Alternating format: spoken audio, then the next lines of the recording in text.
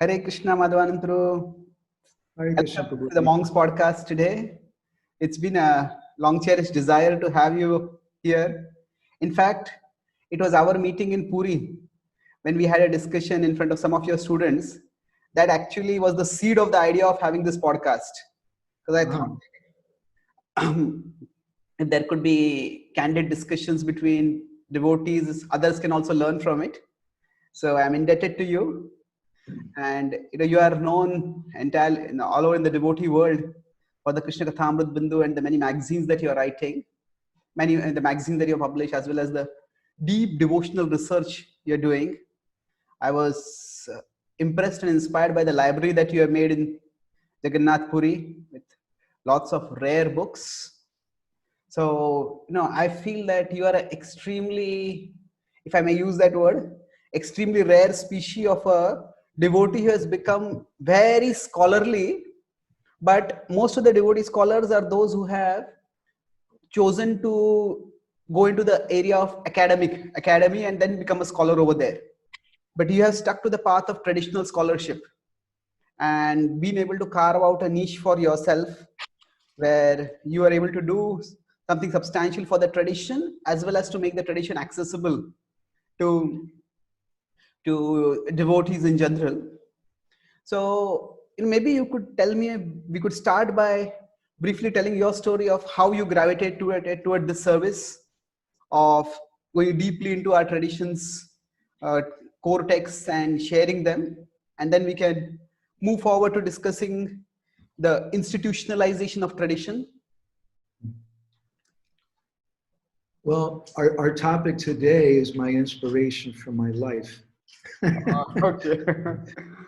And seeing and living in the institutionalization of Srila Prabhupada's movement, Mahaprabhu's movement, has inspired me to go in a certain direction. We're living and we're trying to be a contributing member of Prabhupada's mission, but at the same time, we want to be an independent thinker, as Srila Prabhupada wanted, which, as far as I understand, as far as I can see by Shastra and Acharyas, is needed and wanted. We're actually supposed to think and be individuals and create, but it's important for Vaishnavas to be independent.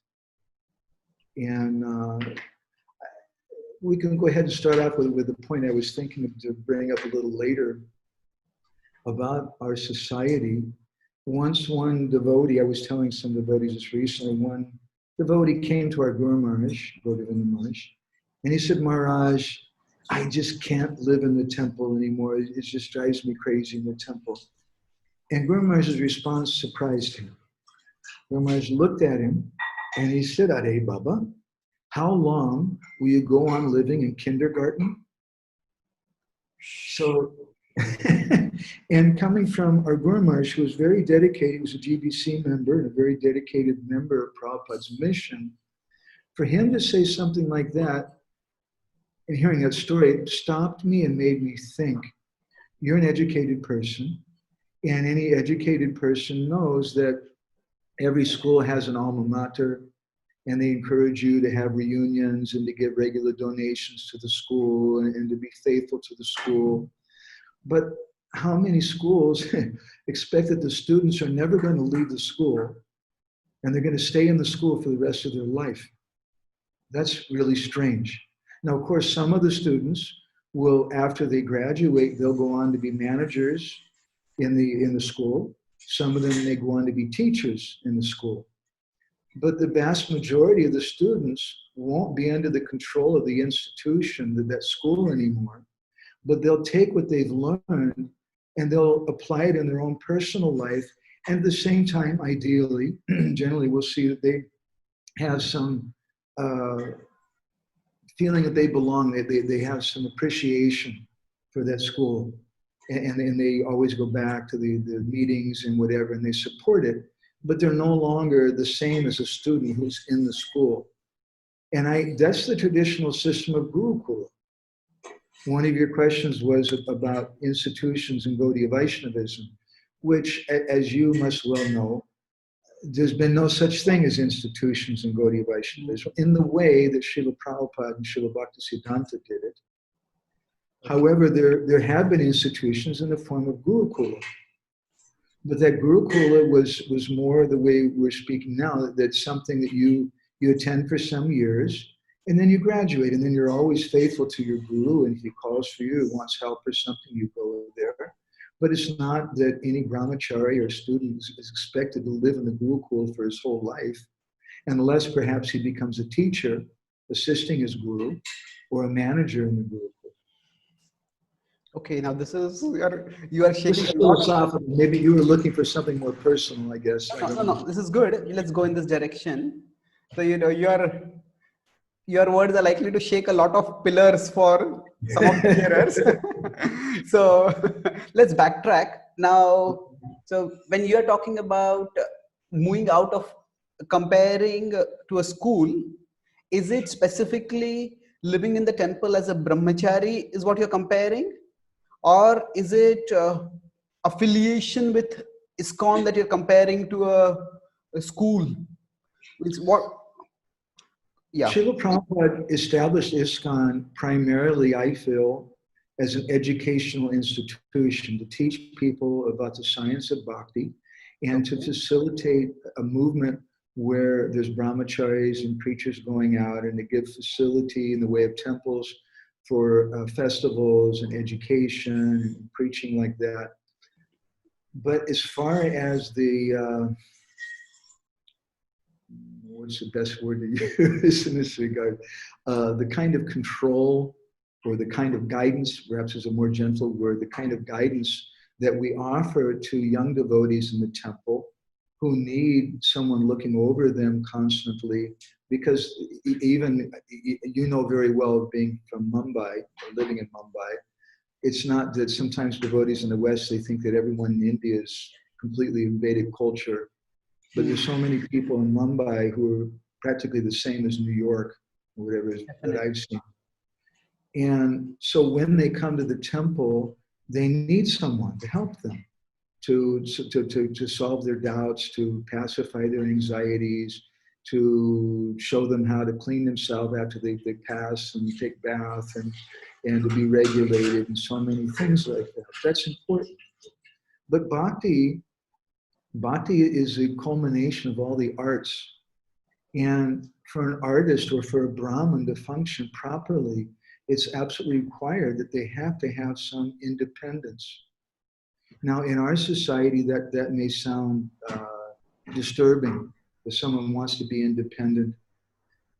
But we're not speaking about in a spiritual sense. We're speaking about in a material sense that devotees, especially grihastas, should be independent economically.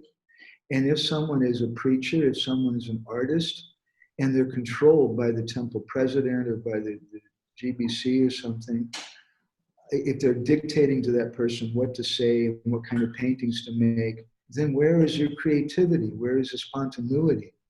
It kills everything. And bhakti, an important aspect of bhakti is spontaneity. We're aspiring for rag bhakti, which is spontaneous bhakti, spontaneous devotion. I would liken a temple to a university of art. Now you have a school of art, and maybe you have 1,000 students in the school. Out of those 1,000 students, 998 will learn how to be good craftsmen. They'll learn how to make a round circle and how to draw a face and do this and that, how to copy some artwork or something. But out of those 1,000 students, maybe 2 will actually become real artists. And so in the same way, Manushanam Sahasrishu Kashyagata Siddhaye, that a devotee of Krishna is a very, very rare thing. So in our temple, I would suggest that out of 1,000 persons in the temple, 998 will learn to be religious. And that's very good. They're following Vaidhi Bhakti, and it's needed. But what we want is the 2 persons who are going to become pure devotees. Like that's the purpose of Chaitanya Mahaprabhu's movement. If we think that the purpose of our movement is just to collect money, to make buildings, to amass followers, then we don't really understand very much about Chaitanya Mahaprabhu and his movement. Yeah. Yeah. And this last point is perfectly fine. Prabhupada even says in the Bhagavad Gita introduction that if I can make one pure devotee, I'll consider my endeavor successful. So that's perfectly valid. Now, I just want to clarify a few things. So are we talking about grahasthas or brahmacharis or both? So because in a sense, grahasthas are already to a significant extent independent. They are Yes, financially independent, they are socially independent. And brahmacharis, they are of course dependent, and unless of course they become spiritual masters or something like that, then they become very senior devotees, they start their own temple or they start their own organization, something like that. So now you are in a very distinct situation. You are a grahastha, but you are able to write your books and take people on tours. And you could say, if we consider the circle of bhakti, you have been able to create a space for yourself where you give spiritual nourishment, and you are also able to do get some level of financial support through that. Most devotees are not likely to be in that situation. So when we talk about, let's take this in three parts, if I understand right, and you can correct me. See, there is one side is the educational aspect. Then second is the applicational aspect. And third is the financial aspect. So as far as education is concerned, most of ISKCON doesn't have any kind of courses that you do and you graduate from them. So in a sense, the satsang, if we consider ISKCON to be like a forum for satsang, then it is a lifelong activity. Then if we consider the applicational aspect, that okay, this is what you should do, this is what you should not do, then as a movement, if people are staying in the temple, there are certain standards to be expected, although there is some flexibility now coming up in that also. My wife. And thirdly, if people are, as far as the financial is concerned, then of course grahasthas and brahmacharis have difference in, and of course a fourth thing probably could be, which is maybe important for us, intellectual, or like you put it, artistic, creative or artistic. So can maybe, is this classification making sense to you? Because I'm trying to, maybe you could deconstruct what you are saying in more specific terms. Sure, sure. Yeah. I'm sorry, I maybe I didn't follow all of that so well, but I'm trying now. I think if we consider the matter carefully, Okay. we look at your own life, or here I'm in Mayapur right now, we look at the brahmacharis, let's use them as an example, because the grahasthas, as you pointed out, by nature should be independent.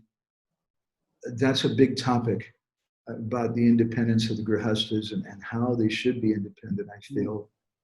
Maybe we can come back to that if you're interested. But let's just say something about the brahmacharis. Here in Mayapur, there's a new Bhakti program, and the new devotees are taken around. I was a new Bhakti leader for some years in Los Angeles. And I used to take care of, I had a group of little babies who were like my children, and we had a policy in New Dwarka there that no one was allowed to give instructions to them except the Bhakti leader or the temple president, because everybody would want to chastise them and tell them, don't eat with that hand, and take your shoes off and do this and this. So only the Bhakti leader could do that. So those persons were like little babies, and they needed constant attention. I would sleep in the same ashram with them. I was with them like 24/7. They required that. Now, as they progress over the years, as we see here in Mayapur, there's a new Bhakti program, and there's a Bhakti ashram, a brahmachari ashram, but there's also now a senior brahmachari ashram. Yes. And that's for devotees who are more or less independent.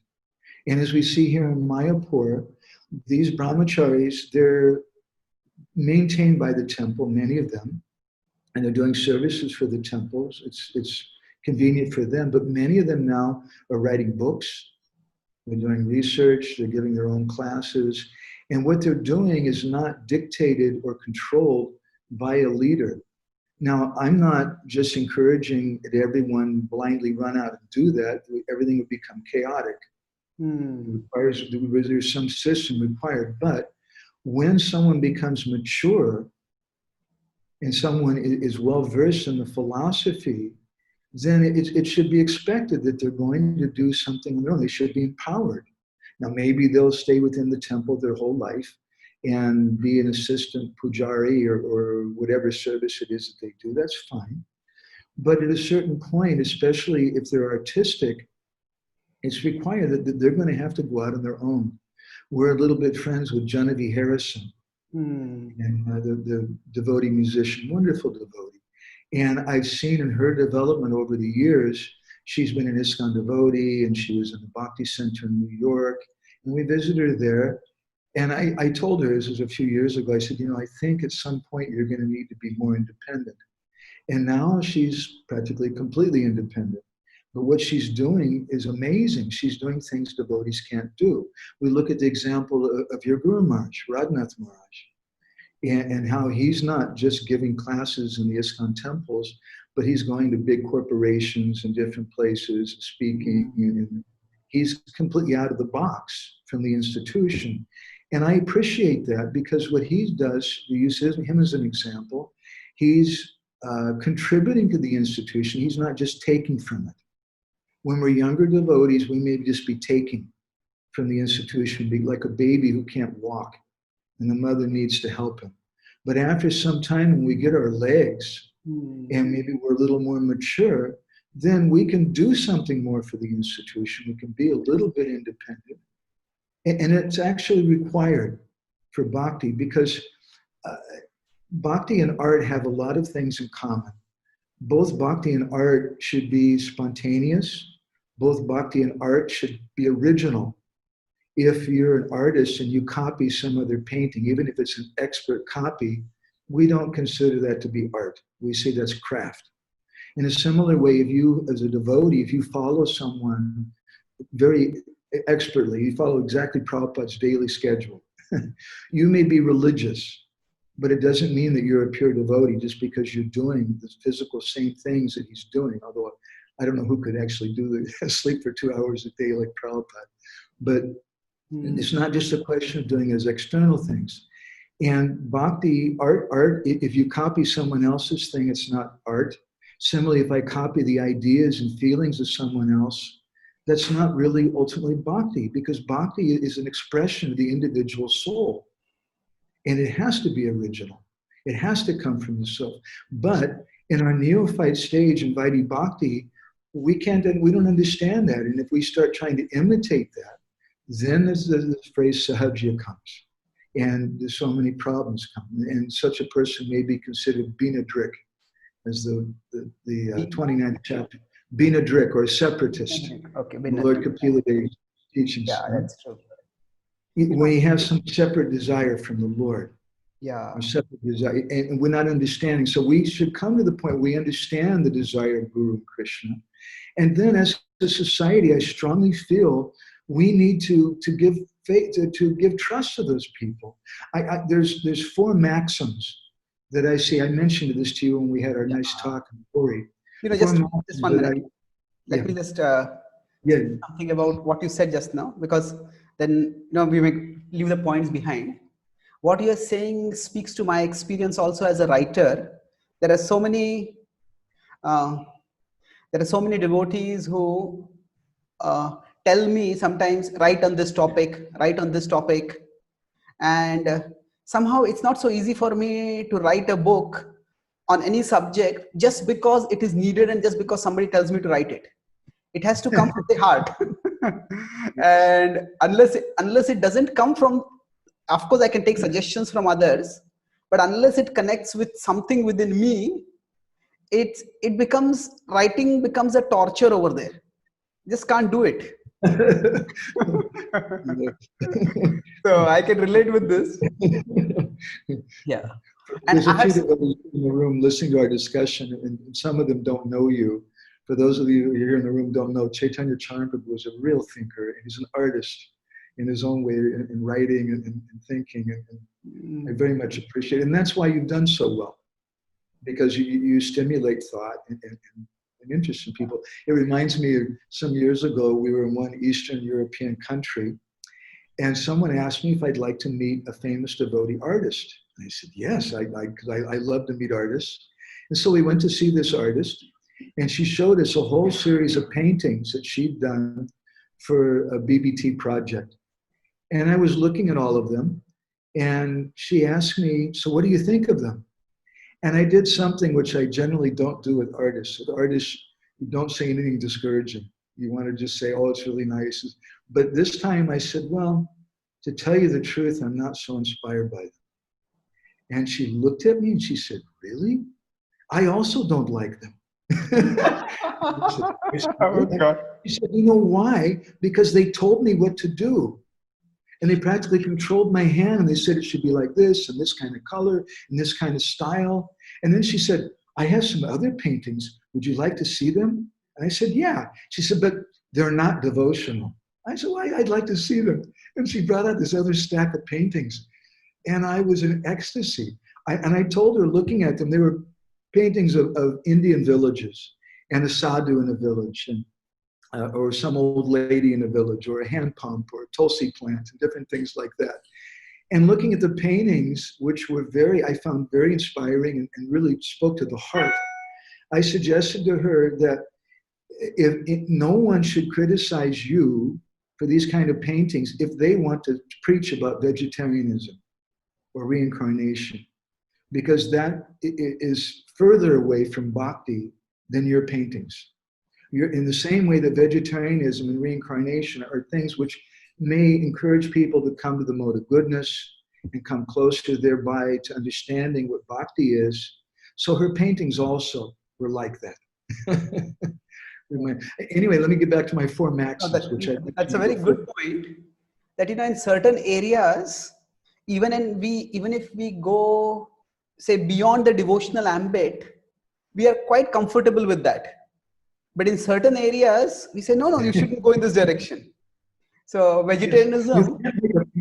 You can't make a painting like that. Everything has to be like Renaissance style. That's the way that they did it with the BBT, right? But there's so many styles of painting. And we see in the history of Vaishnavism, that Pattachitra art and Orissa's, Rajasthani art, there's so many different types of paintings. And art is an expression of the heart, which moves the heart. It's something, and that's what bhakti is also. Bhakti is meant to move the heart. So yeah. I contemplating on Prabhupada's mission and his mood, years ago, I was mentioning this in Puri. I came to the conclusion that Prabhupada had four principles, which are the basis of our movement. And those are love, trust, responsibility, and empowerment. And Prabhupada spoke a lot about love and trust. If you love someone, you trust them. If you want to gain the trust of someone, you have to earn that trust. And then the next stage is you have love, trust, then you have responsibility. If I've earned the trust of Gurudev, of Srila Prabhupada, of the devotees, then they'll encourage you as they've done with you. Write books, go and travel and preach, because you've gained their respect, you've gained their trust. They see that. And then they give you responsibility. And the result of responsibility is empowerment. And this is what we want to see for all the members of Chaitanya Mahaprabhu's movement. Bhaktivinoda Thakur, in the beginning of his Harinam Chintamani, he says that this is synonymous with Mahaprabhu's movement, empowerment. He says he spoke through the mouth of Ramananda Roy about Sadhya Sadhana Tattva. He spoke through the mouth of Rupa Goswami, and he heard from Rupa Goswami about what is Rasa Tattva. He heard from Haridas Thakur about Nam Tattva. He heard from Sarvabhauma Bhattacharya about Mukti Tattva. And although he's the Supreme Personality of Godhead, he empowered those persons and listened to them. That's the basis of this movement. But if our movement is going on and we're just wanting people to stay in kindergarten forever and ever and just do what the authorities tell them, then we're crippling those people. How are they going to achieve their full potential in bhakti? And if they as individuals don't achieve their full potential, how will our movement achieve full potential? But to accomplish that, trust is required. And trust is something which I think you're kind of intimating at in an indirect way. Trust is something which has to be earned. That is true. So this love, trust, responsibility, and empowerment is such a we could say a human way of looking at the interaction. It is a non-formal, personal way of looking at the interaction. Now, taking this forward, see, when our movement started, we grew up with certain institutional definitions of success. Say, for example, how many books distributed? I would say three main definitions: how many books distributed, how many temples built, and how many devotees made. So we grew up with those, and to a large extent, individual devotees were seen as human resources for fulfilling the institutional goals. And Human resources. Yeah. and Write that down. Go ahead. sorry? I'm writing it down. I really like that. It's human resources for achieving institutional goals. Yeah. So now this is, I would say, not necessarily a bad thing, because not everybody has either that need or the ability to be independent. Now, if for some people, okay, they just do this and they're happy doing it and they grow through that. But those who cannot fit in this, quite often, what is considered, like what you talk about, bhinnadruk. The word which I grew up with was whimsical. That if somebody is not following the authority, that person is considered to be whimsical. And to be whimsical is almost as bad as being a deviant, as bad as being on the border of, say, blooping out. Yeah. So then the individuals, as they grow, they will, at least some, especially those who are creative, they will need some space for themselves. And then the challenge would be, how does the institution give people that space while pursuing its own goals? So maybe you would like to speak something on this. Cool, boy. First of all, I'd like to reflect on some of the things you're saying. I'd like to share with you some thoughts from a mutual friend of ours, Krishna Abhishek Prabhu. Who's a scholar, PhD from University of Chicago. He did his thesis, as you may know, I think in Hinduism, and particularly on Thakur Bhaktivinoda, Hindu studies in Thakur Bhaktivinoda. And as part of his research, he's a native Bengali speaker from Kolkata. He had somehow got access to letters exchanged between Srila Bhaktisiddhanta Saraswati and his younger brother, Lalit Prasad Thakur. Okay. And when I heard that, I became very curious, because maybe some of the persons who are listening to this don't know about Lalit Prasad Thakur. I should say a few words. In ISKCON, we don't really know much about him. We don't say much. But within the Gaudiya Math, he's considered to be something of a bad personality. Like there was some problem between him and Srila Bhaktisiddhanta. They treat him like a demon or something. Srila Prabhupada went to Birnagar, Bhaktivinoda Thakur's Shripad here in West Bengal, and he met with Lalit Prasad, and they were going to help take care of that project. That's a whole nother different topic. But anyway, when I heard from Krishna Abhishek that he'd studied some of the correspondence between these two brothers, I immediately asked him, I said, I'd like to know, what was the problem? What was the controversy between the two? Now, this has great relevance to our discussion. You'll see in a moment. And he laughed. And the first thing he said was, my immediate impression was I was surprised, because I was also expecting some big controversy, but they were so loving and so affectionate. I said, okay, so then what was the difference? And he said the difference of opinion was a very simple one.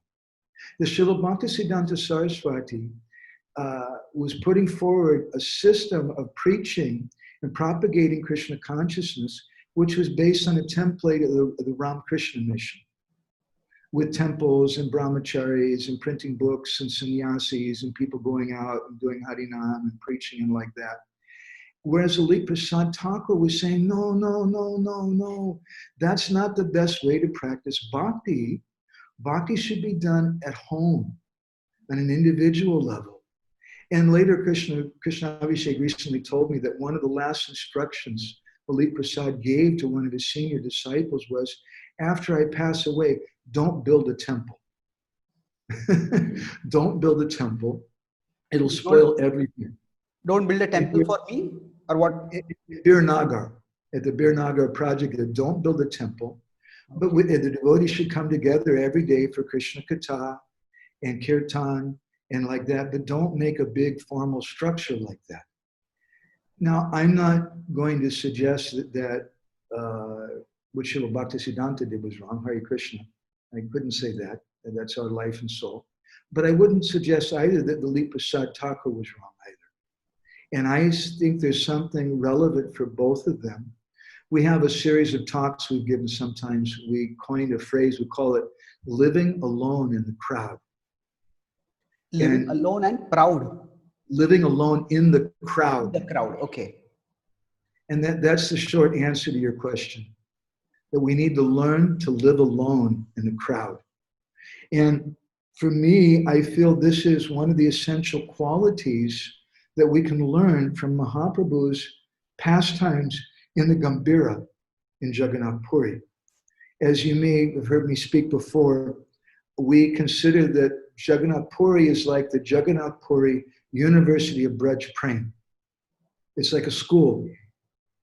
In each different tirtha stali is a different classroom with a different lesson to teach us how to go to Vrindavan. Because the Mahaprabhu's purpose was to go to Vrindavan. And in Puri, he's showing us how to do bhajan to go to Vrindavan. So there's a lesson we see in each different place, and sometimes more than one lesson. In the Jagannath Mandir, which is the first classroom in Puri, the lesson there is about organized religion. And it's a little bit of an unpalatable teaching, because whether we like it or not, God always supports organized religion. Even though Haridas Thakur can't go inside the temple, even though Rupan Sanatan can't go inside the temple, and even though there's so many Smarta Brahmins there who are spoiling the mood of things, still Chaitanya Mahaprabhu didn't argue with them. He didn't insist that Haridas Thakur be allowed inside the temple. He cooperated with organized religion. And in fact, Srila Lochandas Thakur, in his Chaitanya Mangal, he states there that Mahaprabhu was going 3 times a day to the Jagannath Mandir. But at the same time, in Puri, there's another classroom, which is not far from the Jagannath Mandir, and which has a very, very different sort of teaching. And that is the Gambhira. And by that, Mahaprabhu is teaching us that we should support organized religion, but we need to have a Gambhira. We need to have a quiet place where we can be creative, where we can be individual, where we can associate with like-minded persons, with 2 or 3 associates like in Swarup Damodar and Roy Ramananda in the Gambhira, and we can express our inner feelings if we want to advance properly in bhakti. And I would even go so far as to say, if we want to propagate this movement properly.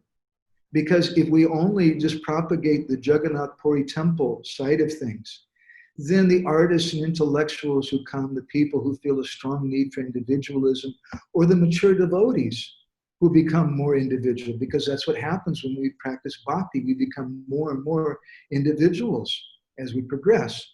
Then those devotees will become discouraged. And they'll think everything is just so rigid and so institutional, and there's no spontaneity, and I can't think for myself. And they become discouraged and they go away. So we need to have both things in our society. And this is one of the big purposes of our project, Gopalji Publications, to facilitate my Guru Maharaj's kind of preaching like this. He wanted to preach to the devotees. We want to do yatras in Puri where we take devotees away and there's no temple president, there's no GBC for 1 week. And you just do bhajan and you sit in front of the deities of Tota Gopinath, wherever, and you have long katha for 2 or 3 hours. And it's individual and it's very personal. And we want to do this with our magazine. We want to do this with our research. We want to do this with our ashram, as we were telling you when you came to Puri, where we can have wonderful guests like yourself there, and we can have a core group of devotees who are like family. And it's not such an institutional kind of atmosphere, because these are devotees who have earned our trust and who have shown that they're mature, and we're not babying them anymore. We're not, getting on their case because they came late from Mangalartik or this or that. We understand and respect them. And everybody in such a community, and community is a big word for me. Community is what I feel that our society needs to be going towards. Instead of institutionalism, we should be going toward community. And community means that each individual is contributing some original artistic offering.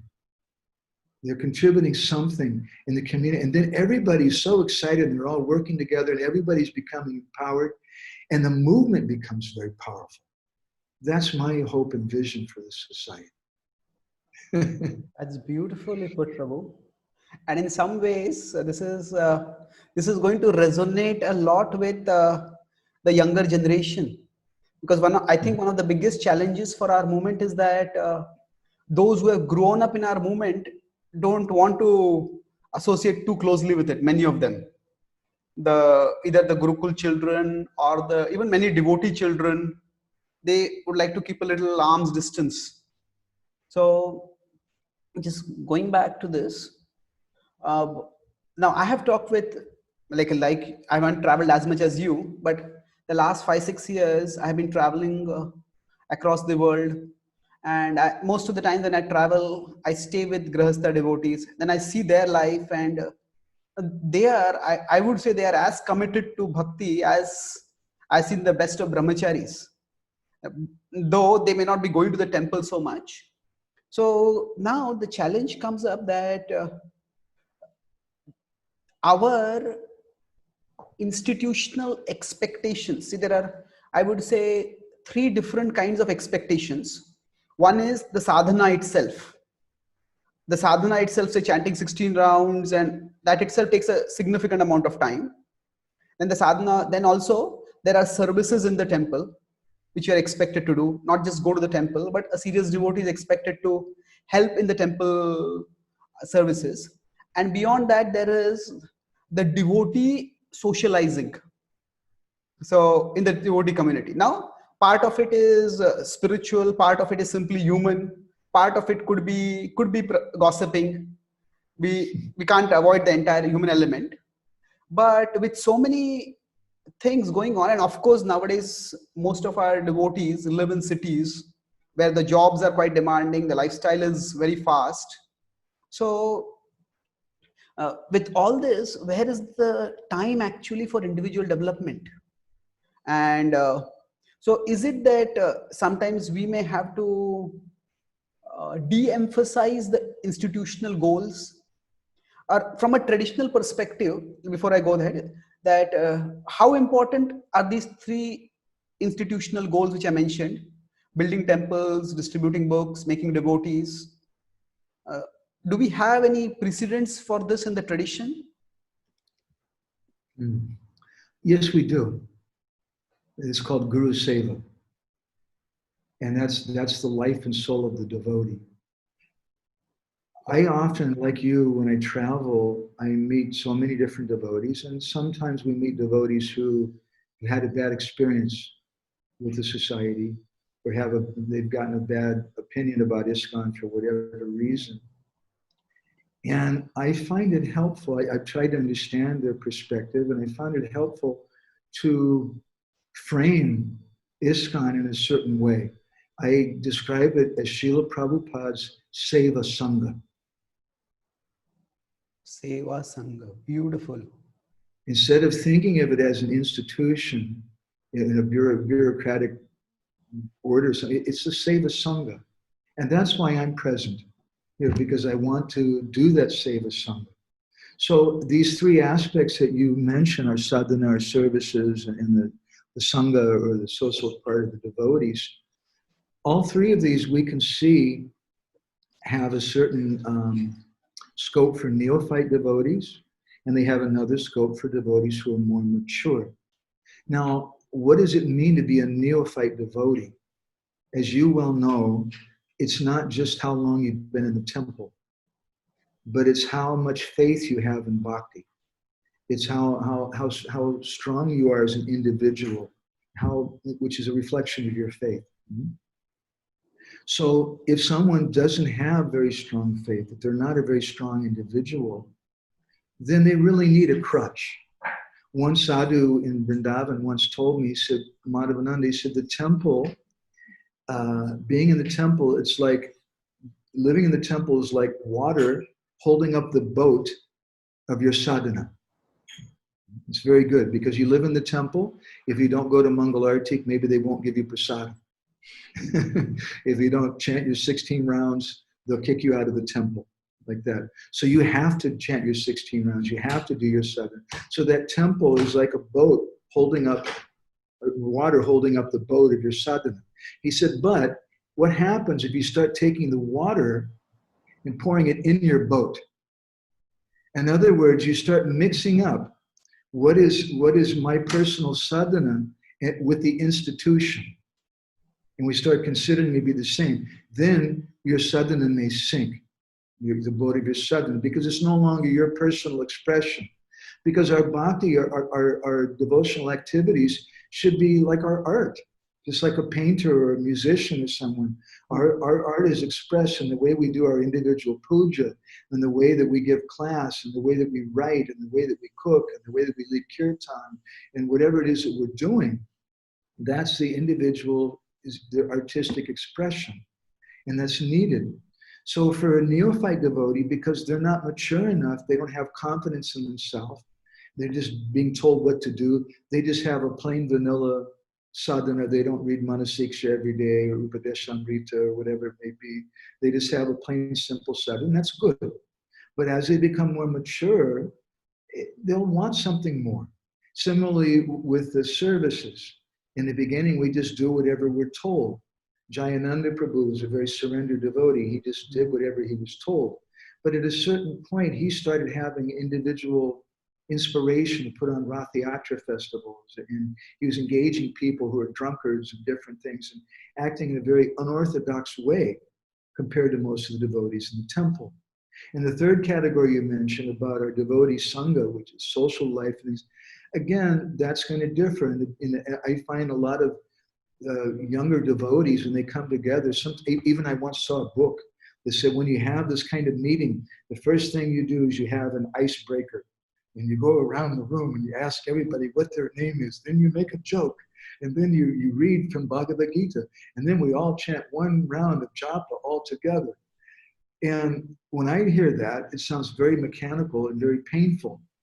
But I understand that for some new devotees, that may be ecstatic. And that may be really, really nourishing and nice for them. Because they don't have their own individual desires or spiritual desires or ability to express themselves yet. But when they become a little more mature and we can trust them, they've earned the trust. They've shown they understand the Siddhanta. They've shown they're dedicated to Srila Prabhupada. Then it's natural they're going to want something a little more. They're going to need the Gambhira. And let's remember, I'll just make this final point. I'm sure you have some reflections on this. Let's remember that Chaitanya Mahaprabhu's movement began behind closed doors in Srivasangam with a small group, and it ended behind closed doors in the Gambhira with just a few persons. It's not wrong to be with small groups of devotees. It's necessary to nourish our own individual bhakti. And there's a statement from Srila Prabhupada I wanted to share in that regard. It's Srila Prabhupada's letter to Karundar, a very famous letter, 22nd December 1972. And he began speaking about how, instructing him, just to paraphrase what he's saying, don't centralize anything. Each temple must remain independent and self-sufficient. That was my plan from the very beginning. Why are you thinking otherwise? And he said, don't think about this big corporation, centralization. These are all nonsense proposals. The only thing I wanted was that book printing and distribution should be centralized. Therefore, I appointed you and some other devotees to do that. Otherwise, management should all be done locally by local men. And then there's a sentence from Srila Prabhupada, which is one of our Mahavakyas. He says, the Krishna consciousness movement is meant for training men, I think, and women also, to be independently thoughtful and competent in all types of departments of knowledge and action, not for making bureaucracy. This is the purpose of the Krishna conscious movement, for training men to be independently thoughtful and competent. Wow. And probably later on, he says also, even if someone is mechanically following, gradually from the class, they'll come to the point of spontaneous enthusiasm. The spontaneous, loving devotional service is not such an easy matter. But if one simply sticks strictly to the rules and regulations, like rising early, chanting 16 rounds, chanting Gayatri, always keeping clean, then his enthusiasm will grow more and more. And if there's also patience and determination, one day he will come to the platform of spontaneous devotion. Beautiful. So it's Prabhupada is talking about in some ways Utsaha and Dhairya over there. Utsaha Nishya Dhairyat. Yeah. Thank you for sharing this. So now this is an aspect of Srila Prabhupada that is usually not highlighted. Yeah. Why not? There's a reason why it's not. Because many devotees are not mature enough, honestly.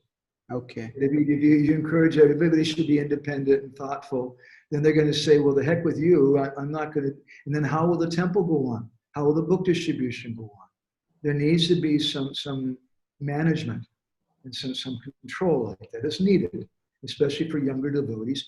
And mature devotees should understand and appreciate the need for it. So what you're saying is two distinct things, that in the senior, like Chaitanya Mahaprabhu had his own space, but he didn't oppose the Jagannath Puri temple. So we could not only he did not oppose it, he supported it. Okay, he himself visited it and everywhere supported. Yeah, that's true.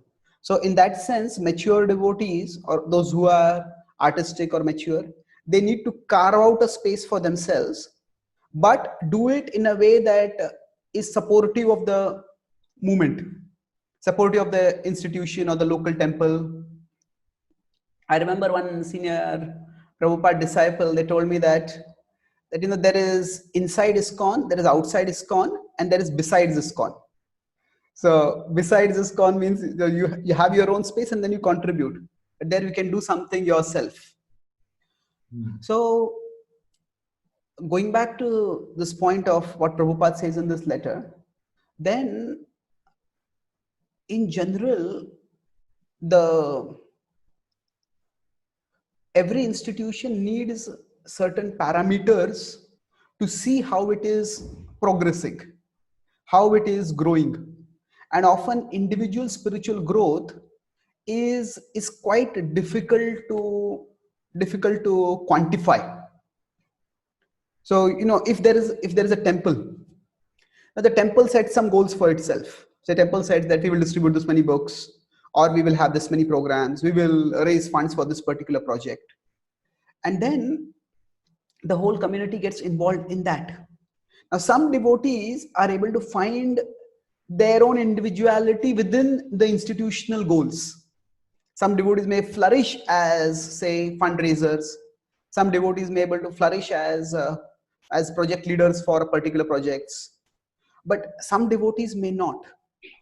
So then when somebody wants to have that space, where does the initiative begin from? Is it that the devotee has to take a stand, this is what I'm going to do? Or is it that the leaders have to recognize that we have to give space for these people? So where do you think this kind of change can begin? So Very good question. In Chaitanya Mahaprabhu's movement, it doesn't begin outside. It begins inside. It doesn't begin by building temples or formal type of rules and things, but it begins with our own personal bhajan. It begins with what my Guru Maharaj used to call Atma Krandana, or the crying of the soul. okay. When we're crying out for Krishna that we want association with like-minded devotees, we're crying out to Krishna that I want something deeper, I want something more substantial. That's where it begins. Okay. It's the only place it can begin. If we try to begin from the outside, it's just going to stay outside. So then this could there could be some growth pains in this, isn't it? That the devotee feels maybe suffocated within the institutionally instructed services, and then somehow, as you said, one wants to serve Krishna, but one can't. One doesn't feel inspired to serve Krishna in the way one is told to. Then gradually one moves towards creating that space. So now I really appreciate you of how you are able to, in a sense, transcend the individual institutional conflict by focusing on the point of the heart. And once there is a calling in the heart, then things will move forward naturally. So going back to the earlier point of, say, Lalit Prasad and Bhaktivedanta Thakur, we do see that what Bhaktivedanta Thakur created, the Gaudiya Mutt, it spread. He had 64 centers in India and 3 across the world. Now, Lalit Prasad, his spiritual advancement notwithstanding, didn't leave that kind of legacy. So, isn't some amount of centralization essential if a movement is to spread substantially? If we consider, say, the Catholic Church as contrasted with Protestants. Now, Protestants, from the last I read, there are almost 55,000 Protestant denominations, and they keep separating. The Catholic Church, of course, has had some horrendous scandals like child abuse, child sexual abuse, and other things. But still, they have like enduring historical legacies there. They have a prominent presence in the world. So for outreach to be substantial, isn't centralization also required?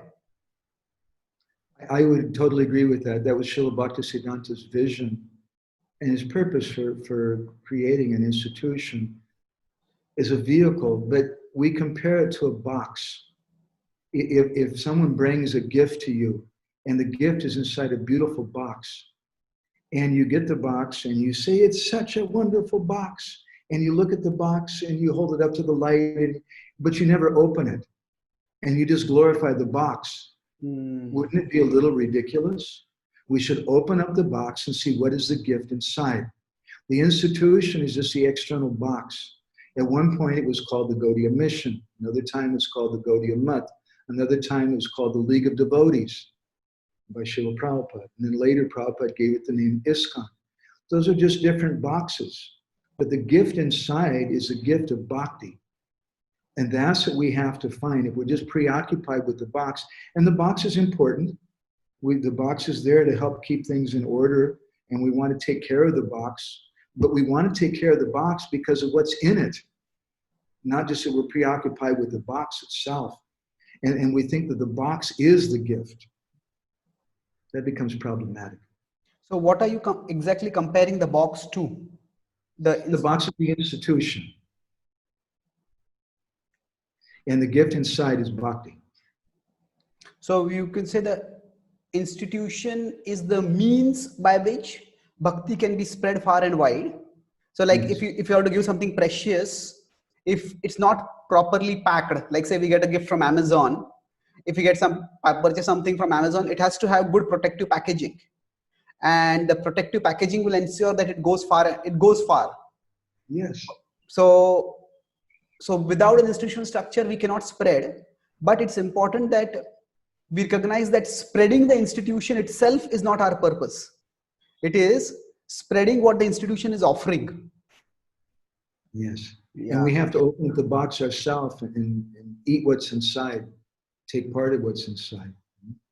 In this regard, what you were mentioning before about the dilemma, which is common in our society for thinkers and artists when they come and they feel like they're being stifled sometimes.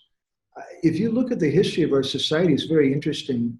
In the 60s and 70s, Srila Prabhupada, when these very strong individuals, American devotees were coming, and they would be in the temple for 2 weeks or 2 months, Prabhupada would oftentimes send them out to open their own center.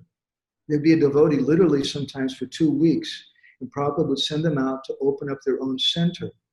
And by having their own center, if you look at the direction of management that Prabhupada wrote, a very interesting document, Prabhupada wanted those centers to be autonomous and to be independent of the GBC in the sense that the temple president, a local leader, was the inspiration for the group. And the GBC, their job was just to make sure that everybody was chanting 16 rounds and distributing books and like that, but not try to micromanage things and not try to get involved with the mood of things.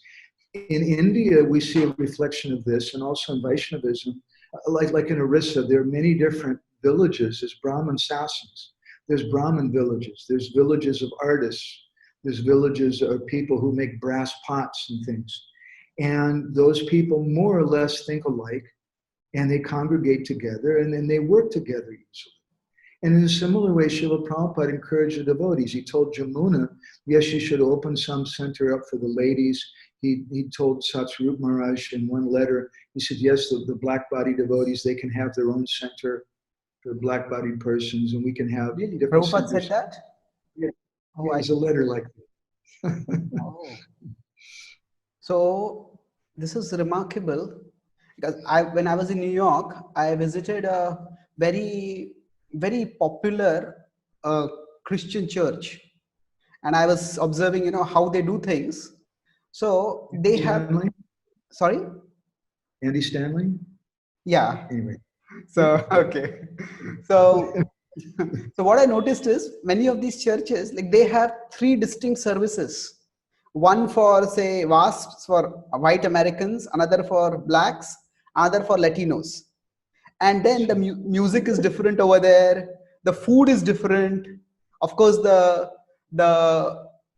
the language is itself different, or at least the way the pastor speaks is different. Each group has its own individual culture.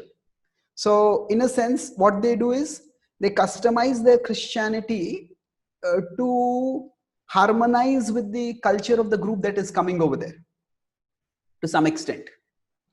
So another way you might put it is that those individuals, the leaders within the different groups you're mentioning, when they become more empowered and understand Christianity, they have their individual expression of Christianity, which resonates with people who come from a similar psychophysical background of themselves. Yeah, I like that. How what could be phrased as a institutional strategy, which sounds so very cold and calculative, that could also that could also be phrased as an expression of individual autonomy. So we don't know how it is, but that's nice. Yeah.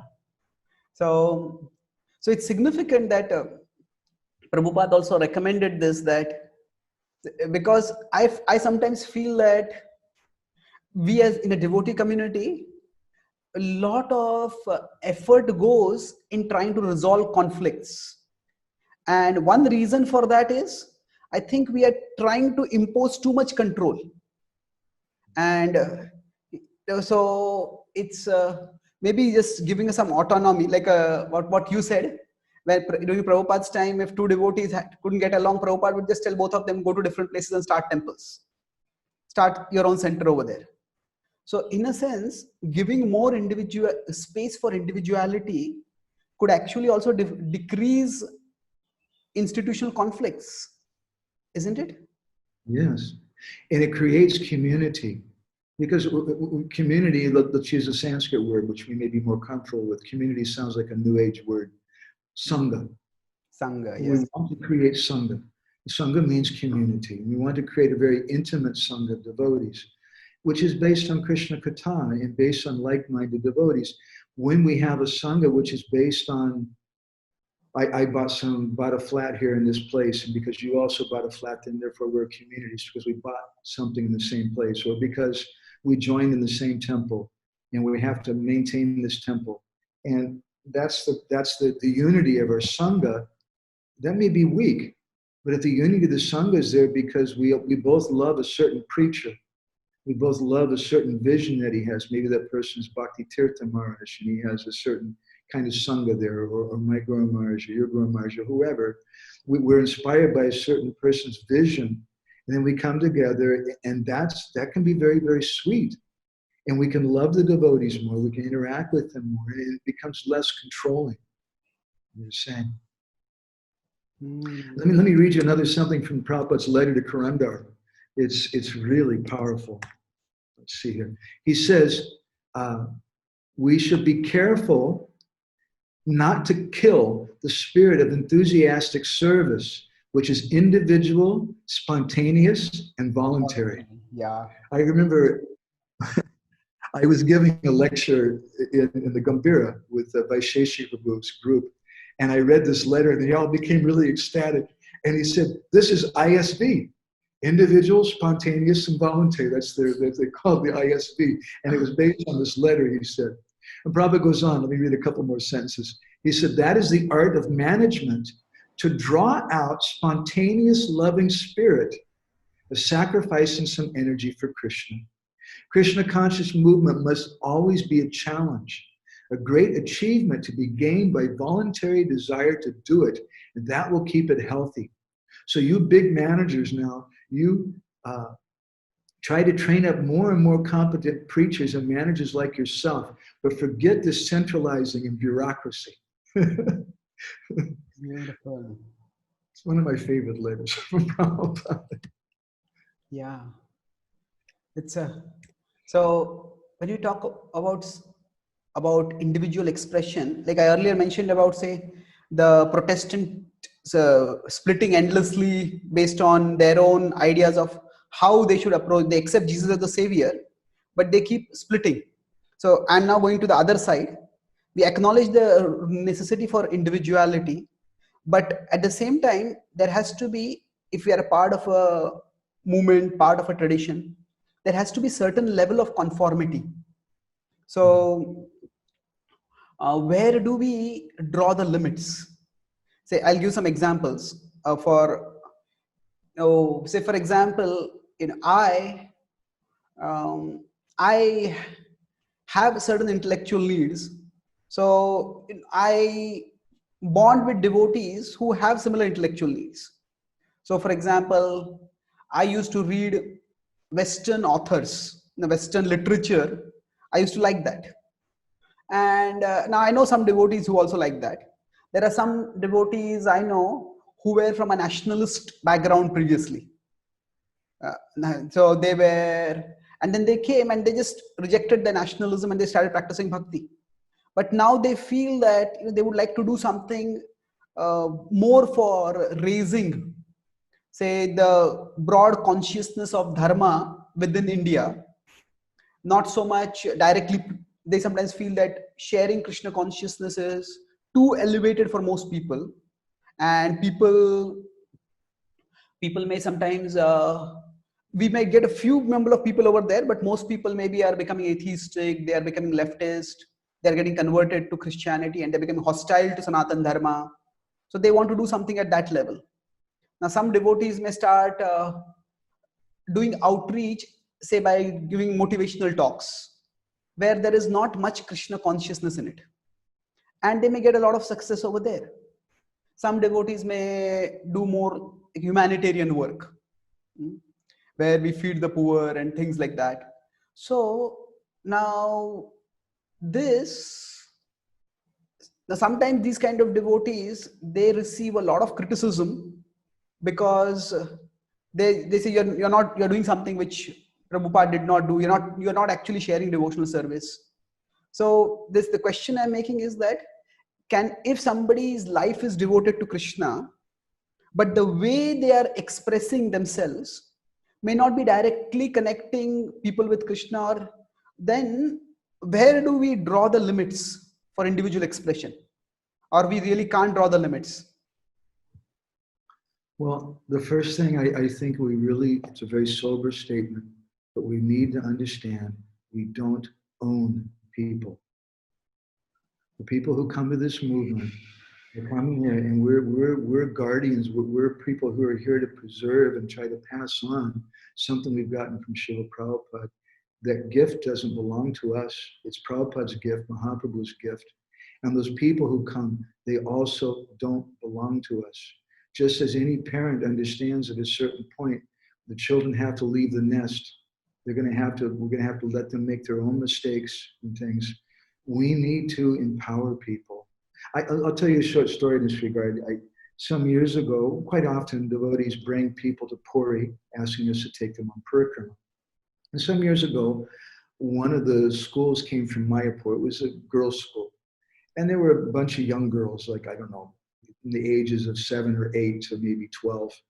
And we went to the temple of Tota Gopinath and we gave a talk, and it worked out good. The girls liked it, I could see. And afterwards, we're walking together on the road, and one of the girls was looking at me with this kind of admiring kind of look, and she says, Prabhuji, when I grow up, I want to be just like you. And I stopped, and I said, no. And they were all a little shocked. And I said, you should be better than me, because you all come from a better background than I come from. And I'll never forget the look on that little girl's face when I said that. And all of a sudden her back became straight. And this is what we want for this movement. We want to empower people. Otherwise, who wants to join this movement? It's a fact that we do need conformity. We need conformity because there's a lot of people who want conformity. There's a lot of people who want to be told what to think and what to do, and that's okay. There's no harm in that. And they can practice bhakti and they can become exalted personalities, and we love them. Prabhupada, he said we should have, the famous phrase, philosophical speculation versus mental speculation? Unity and diversity. Okay. And so you're mentioning this fact that there's so many devotees who are going to have different expressions. Now I can go and I can criticize someone who wants to build a hospital. And I can say, what in the world do you want to do that for? You should focus on pure bhakti. But maybe that person wants to create a hospital because he's a doctor and he doesn't want to work in a non-vegetarian hospital. And he has some inspiration. He feels if I have a hospital, then I can expose outside people to bhakti in this way. Let him have his expression. And someone else wants to distribute free food, prasadam. Someone else wants to preach about the mode of goodness and health. I have no problem with those things. As a society, though, what is our unity and diversity? Those are all expressions of diversity. But where is the unity? The unity has to be there in our kirtan and on our Krishna Katha. And our focus when we come together on Sudha Bhakti. It's not that when we're outside, maybe we speak about vegetarianism and we give a great class about that. And we can inspire people to give up eating meat. And that helps them come to the mode of goodness. And it's so nice in so many ways. But when I go to the temple in Chopati or Juhu or someplace, it's not that I should give a lecture to the brahmacharis there that you should all quit eating eggs and fish and be vegetarian. That's insulting. Rather, one of the 6 elements which are necessary to nourish bhakti in our exchanges is guya makyati prikshati. We should have some confidential exchange. It's very, very important. And if we think about that, that's the idea of art. Art means something confidential. It's from my heart. And I'm expressing this thing in a way that can touch your heart. And that's something confidential and amazing. That's bhakti. And it should be astonishing. It should be chamatkar. Chamatkar Chandrika, right? Vishwanath Chakravarti Thakur describes. There should be something astonishing about bhakti. And that is how we should come together as devotees. So some devotees will feel some inspiration to preach in a kind of a nationalistic way. And why not? There's some people who relate to that. As we've been discussing something from the 10th verse in the 29th chapter of the 3rd canto for the last 4 or 5 class sessions we've had, it speaks about bhakti and the mode of goodness. In Vishwanath Chakravarti Thakur on his Sarita Darshini, he says the symptom of someone who's practicing the Sattvika Bhakti, which is Saguna Bhakti, it's bhakti in the modes of material nature. One of their symptoms is they can't distinguish between their duties of dharma, varnashram dharma, varna and ashram. They can't distinguish that between bhakti. They think that the two overlap and they think the two are basically the same thing. That's the symptom of mundane bhakti in the mode of goodness. We don't want that. But at the same time, someone as a preacher, they may be on the platform of nirguna bhakti, free from the modes of material nature. And they're practicing pure bhakti, but they may put it in a particular box, the box of nationalism, or the box of a devotee hospital, or the box of feeding the poor, or the box of this or that. But if inside the gift is there, pure bhakti, if the motivation is pure bhakti, and they're ultimately giving that to people, not because, as Bhakti Vigyan Maharaj once commented to me, in Russia, he said there's a lot of bridge preachers. Bridge preaching means you go from one side of a river to the other side. Yeah. On this side, we have people interested in bhakti. And we go to the other side where they're interested in astrology or vegetarianism or health or something. And so that's good. We go over and we meet them. But the problem is if we stay on the other side and we don't come back. The problem is we start speaking about astrology or health or this or that, and we don't speak to them about bhakti. And then people come because they like astrology, not because they like bhakti. In this regard, the Bhakti Center in New York, I think, is a shining example. They have classes in Ayurvedic cooking. They have classes in Vedic management. They have classes in Hatha Yoga. But the whole thing is being done by the Hare Krishnas. And everybody knows that. And they make friends of the people. And after they've been coming, taking Hatha Yoga or whatever, maybe it's only Hatha Yoga, no preaching, for a few months or something, or a few weeks, they make friends and they say, hey, you should come to our Thursday night kirtan program. They go there and they're finished. An amazing, wonderful kirtan program.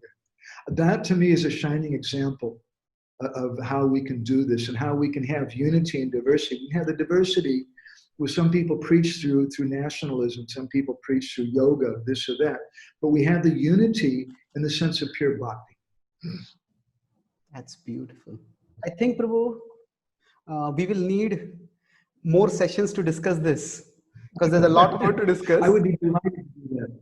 Yeah. So maybe I will, we'll conclude, I'll summarize this, what you said, we'll conclude this thread. And let me just give a little pitch for something we've done before. You're a writer, you understand this. We made a magazine some years ago called Putana, False Gurus, Institutions, and the Holy Name. And I wrote a long article, which kind of in invisible letters, the invisible title is Why I'm Still Here in the Society. by the same title of Putana, False Gurus, Institutions, and the Holy Name. And there's a lot of extensive thought and quotes from Srila Bhaktisiddhanta from his article about Putana and different things about institutions in that magazine. That's my little pitch. Thank you. Yes, thank you. So is this magazine article available online, or maybe we could put that in the description? I haven't put it online, but I've been thinking I should do so. And maybe we could put it in the YouTube description here so that devotees can go to the link and read it also if they need it. So just reflecting on the last point that you mentioned about the bridge. So if devotees feel inspired, I like that point, as you said, a profound point. We don't own devotees. And even if somebody is a brahmachari in a temple and even if they are in the temple, still they are individuals on their own and they are here voluntarily. So if somebody is inspired to serve in a particular way, and as you said, they are framing the message for elevating people's consciousness through a particular box. And in the heart, one's inspiration should be coming from Krishna. Now the challenge is that what happens if we build a bridge? So normally the number of people who will cross the bridge and come over is not much. There'll be a small number. Say if you compare to the Bhakti Center, the people who are interested in, say, physical yoga or astrology or Ayurveda are naturally going to be much more than the number of people who are interested in bhakti. So now the opportunity is that there are some people who are there in that circle who will come to bhakti if they get connected with devotees. And if devotees are not in that field, then they would go to some other astrologer who will just give us some astrology or Ayurveda or yoga, where they will not get anything else more. So I was talking with my Guru Maharaj, Anath Maharaj, and he said that he said what we need to see is that whatever a devotee is doing, like whether it is yoga or whether it is Ayurveda, basically it is an opportunity for people to associate with devotees. And it is through that association that the spiritual journey will begin. So about the Bhakti Center, one thing I have seen is their model. I have also been quite inspired that the model is very non-intrusive. Somebody could just come and do yoga and leave. And they are not pressurized. But they just get such a sweet experience over there that they want more of it. And as you say, the kirtans are brilliant over there. So people just get dramatically lifted.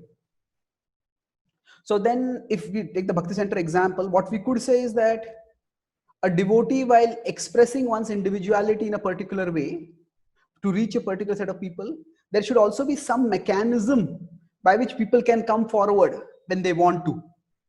The Bhakti Center has that. If this is all you want, fine, take it. But if you want more, we have this here. So in that sense, if I'm not mistaken, in Bhaktisiddhanta Thakur also had I think like an ashram for people who were suffering from leprosy and things like that, isn't it? So it's not unprecedented, isn't it? Yeah, we always have to bear in mind what our goal is. Our goal is for people to become individuals and to develop bhakti. And regimentation is not bhakti. Some regimentation is required for new people. They march in unison and things. And we may preach through yoga and whatever, and I quite agree with your assessment that the vast majority of people who come and take those yoga classes, they may not become devotees, but they may say, you know, I becoming a Hare Krishna, that's a little too weird, but those people are really nice. If they come to that point, if they just say, but I really like those Hare Krishna people, and they have good food, then it's not just, we shouldn't just see externally that they're liking yoga. Their consciousness is not developed enough yet where they can begin to practice bhakti.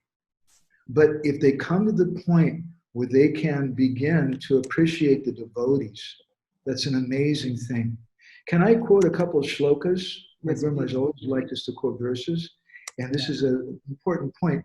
Krishna describes a famous verse in the 10th canto of the Bhagavatam, chapter 88. Prabhupada quotes often. Krishna says, Yasyaham anugrinami harishita dhanam shaneta tadutanam vajancha sasvajana dukudukitam.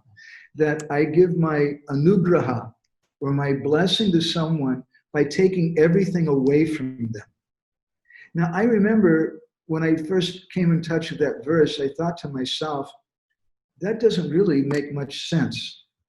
Because if Krishna's mercy, the manifestation of his mercy is that someone becomes poverty-stricken, then there's so many drunken bums on the streets in New York and in Mumbai who don't have anything, who haven't gotten Krishna's mercy. It's not just that someone is poor, that they have mercy. In the next verse, which is not often quoted, Krishna explains further. Sayada vitatad yogo nirvina shad nehaya Parai krita maitrasya karishe madanugraham. Again, he uses the phrase anugraham. He says, this is madanugraham. He says, when they lose their money and then everybody deserts them, nobody likes them.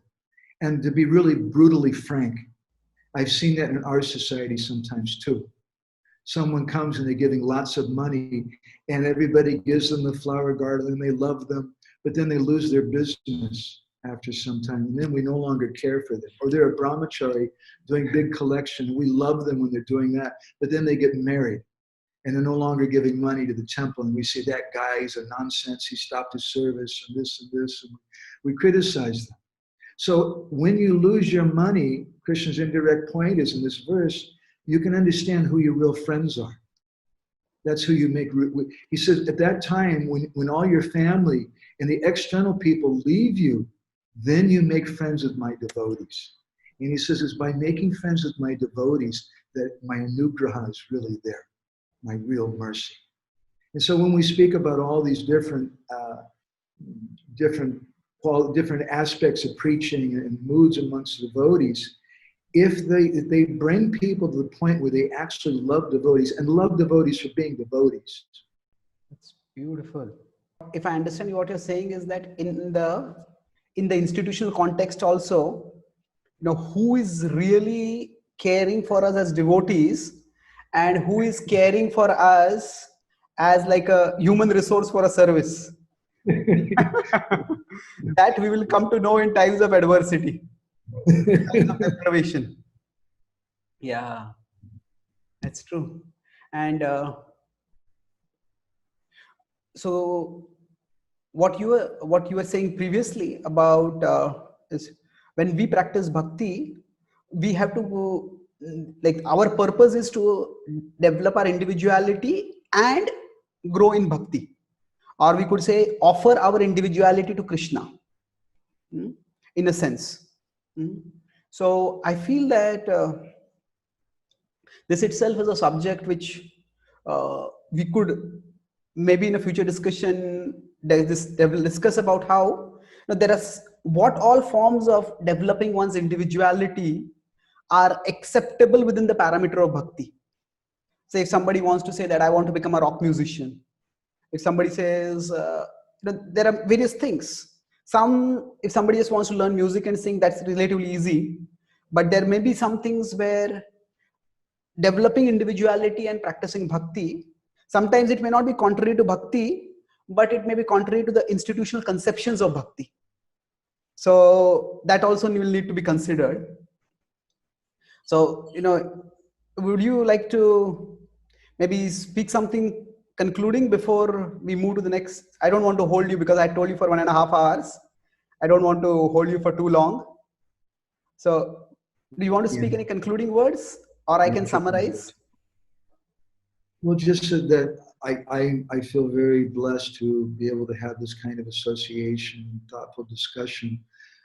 Srila Vishwanath Chakravarti Thakur in his Artha Varshini commentary on the Gita, in the 12th chapter, he speaks about 3 stages to bhakti: abhyasa, manana, and smarana. And in the beginning, abhyasa yoga yuktena, we practice. Abhyasa means to practice. And it may be mindless. I'm just sweeping the floor because they told me to sweep the floor. And while I'm sweeping the floor, I'm thinking of my favorite non-devotee movie, or I'm thinking of my old girlfriend or a favorite song. But something happens after some time of practice, the heart becomes cleansed. And then we become more thoughtful. Why am I doing this? I'm doing this because Prabhupada will be pleased, because the deities will be pleased, because they're persons, because people, when they come, they'll be so joyous to see how clean and what a wonderful atmosphere the temple has. So that all of a sudden our bhakti is changing gears.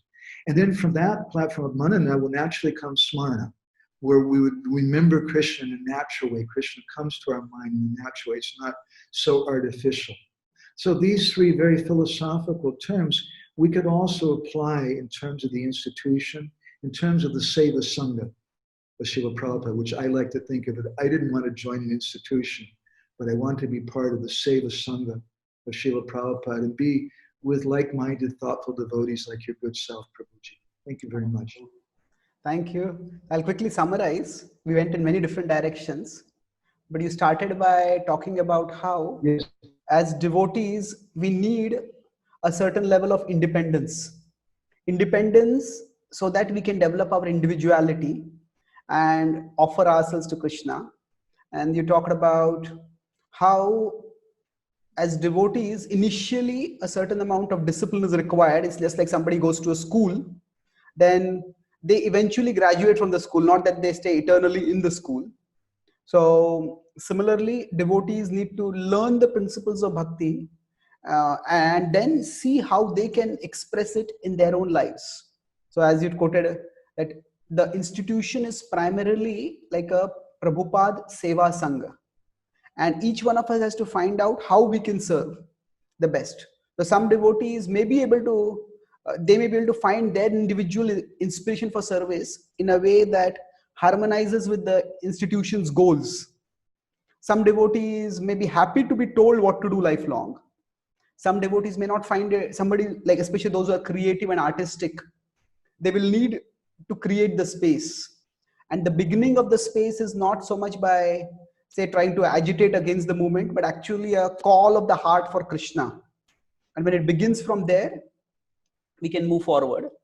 And then you made a beautiful example of how the water in a river or an ocean is what keeps is there below the boat for it to float. But if that water comes in, then it becomes problematic, it will sink. So like that, the institution offers us a means by which we can individually move forward in bhakti. And to some extent, organization is required for widespread outreach. It's like a packaging for a gift to survive and go far. But it's not just to preserve, we don't want to spread the package, we want to share the gift which is inside the package. That's important. And then within our tradition itself, you gave some very significant examples. Actually, Chaitanya Mahaprabhu supported the Jagannath Puri temple, but at the same time had his own space in Gambhira. And Bhaktisiddhanta Thakur and Lalit Prasad, both of them, they had their ways of practicing bhakti. And although it was different and institutional level there were differences, but they had very friendly relationships. And Prabhupada also, you shared several letters, 2 letters primarily of Prabhupada to Karandar, where Prabhupada says avoid bureaucracy, and what is it? ISV, individual, spontaneous and voluntary. That is beautiful. And Yes. also, that is very beautiful. And then you also said that when Prabhupada encouraged love, trust, responsibility, and empowerment. And if we could actually give people devotee space to grow individually, then the institutional conflicts could decrease, individual devotees will feel less choked, and we as a movement will grow. And if sometimes some individual expressions seem to differ from the way the bhakti is shared in the institution, then we need to know that we don't own devotees, and different devotees, according to their inspiration, they may build bridges, and it's up to those devotees to take care that that they don't cross the bridge and stay on the other side, but that they create a pathway for people to come on the other side, to come toward Krishna. And you concluded by talking about how sometimes when we are within an institution, we may seem to be comfortable, but we don't really know who are our well-wishers. That was a fantastic explanation of the Yasyaham Anugranimi verse, that when at that time we come to know who our real friends are. And Vishwanath Chakravarti, you quoted toward the conclusion. So this was a very illuminating discussion, and I look forward to continuing this in the near future very soon. Thank you, Chaitanya Chandra. Thank you for very what much. you do. Thank you. Great inspiration. Oh, Prabhu, you are an inspiration, and I'm blessed to have your association. Thank you.